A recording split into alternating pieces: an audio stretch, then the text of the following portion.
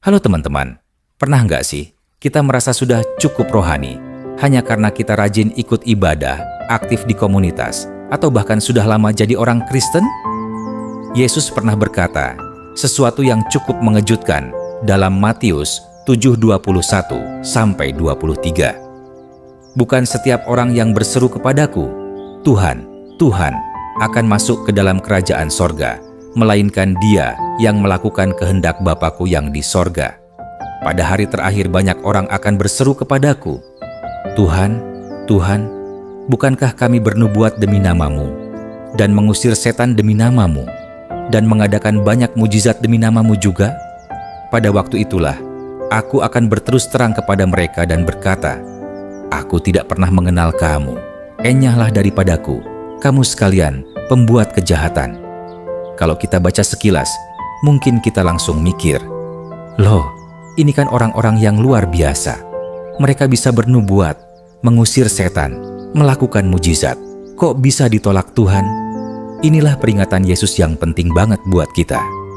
1. Aktivitas rohani. Bukan tiket masuk surga. Yesus jelas berkata bahwa memanggil Tuhan, Tuhan saja tidak cukup. Artinya, ibadah, pelayanan, atau rutinitas rohani bukan jaminan keselamatan.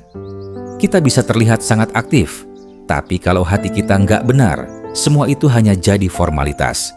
Ibaratnya seperti ini, kamu rajin like dan komen di media sosial artis favoritmu, tahu semua fakta tentang dia, tapi itu nggak bikin kamu sahabatan sama dia. Dia bahkan mungkin nggak kenal kamu sama sekali. Begitu juga dengan Tuhan. Dia mencari hubungan, bukan hanya aktivitas.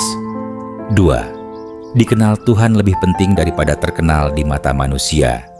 Yesus berkata, Aku tidak pernah mengenal kamu. Kata mengenal di sini bukan sekadar tahu nama, tapi hubungan yang dekat.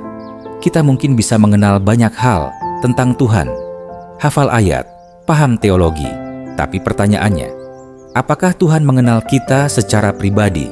Mengenal Tuhan berarti kita hidup dalam relasi yang nyata, ngobrol lewat doa, belajar firman, dan yang paling penting, taat sama apa yang Dia mau. 3. Kehebatan.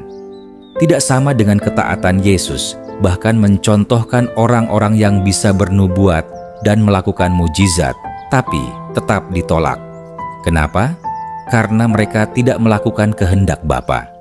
Kadang kita terlalu kagum sama hal-hal besar, pelayanan yang heboh, mujizat yang spektakuler. Padahal, ukuran utama di mata Tuhan adalah ketaatan, bahkan dalam hal-hal kecil yang mungkin nggak dilihat orang. Misalnya, jujur, walau nggak ada yang mengawasi, mengampuni orang yang nyakitin kita, atau tetap setia belajar firman di tengah kesibukan. 4. Apa sih kehendak Bapa? Yesus sendiri bilang dalam Yohanes 6:40, Inilah kehendak Bapa-Ku, yaitu supaya setiap orang yang melihat Anak dan yang percaya kepadanya beroleh hidup yang kekal. Jadi kehendak Bapa dimulai dari percaya kepada Yesus dan diikuti dengan hidup yang mencerminkan kasih-Nya. Itu bisa berarti banyak hal sederhana, menjadi anak yang menghormati orang tua, menjadi teman yang bisa dipercaya, tidak balas dendam saat disakiti, mengasihi orang yang berbeda dengan kita. Hal-hal kecil ini mungkin tidak viral, tapi di mata Tuhan, itulah ketaatan. 5. Panggilan untuk memeriksa hati firman ini bukan untuk menakut-nakuti, tapi untuk mengajak kita jujur sama diri sendiri. Apakah kita rajin ibadah hanya supaya dilihat orang? Apakah kita melayani tapi masih memelihara kebiasaan dosa? Apakah kita mengenal Tuhan hanya sebatas kata-kata? Tuhan nggak butuh topeng. Dia mau hati yang asli. Lebih baik kita jujur dan mulai memperbaiki langkah daripada terus terlihat baik tapi jauh dari Dia. 6. Kabar baik. Tuhan mau mengenal kita. Meski peringatannya tegas, pesan Yesus juga penuh kasih. Dia kasih tahu sekarang supaya kita punya kesempatan untuk berubah. Yesus sudah membuka jalan lewat salib. Kita nggak perlu menunggu sempurna untuk datang kepadanya. Kita hanya perlu membuka hati, percaya, dan hidup dalam pertobatan setiap hari.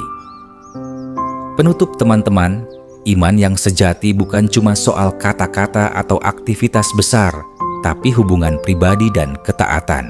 Tuhan tidak mencari yang paling hebat, tapi yang mau setia. Mari kita belajar berkata setiap hari, Tuhan, bukan hanya bibirku yang mau memanggil namamu, tapi seluruh hidupku mau taat pada kehendak-Mu. Kenalah aku sebagai anak-Mu. Semoga kita semua bukan hanya mengenal Tuhan, tapi dikenal Tuhan. Itu jauh lebih penting daripada apapun yang bisa kita capai di dunia ini. Amin.